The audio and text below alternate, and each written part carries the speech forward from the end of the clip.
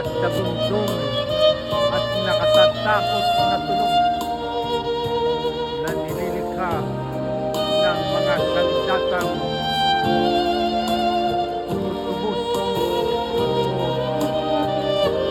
lumilikha ng walang buhay.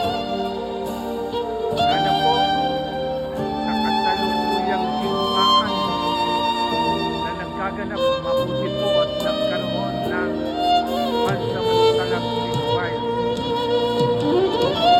Kaya ang awitin ito ang marinig, hindi ang mga tunog na kumikitil ng buhay. At kung ito ay magaganap, pag-ari sana ang kapayapaan sa lahat ng panig ng sanlibutan, upang ang kapayapaan na hinahangad ng bawat isa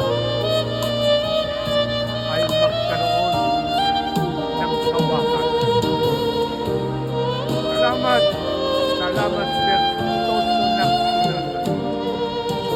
Ang nililikha mong sunata ay ang pagpawid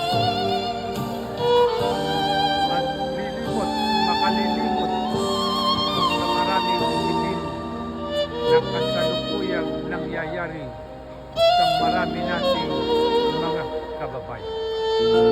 Salamat, salamat Bertoso ng Sunata. Sana marami pang katulad mo ang magpalaganap ng iyong naiibang awit.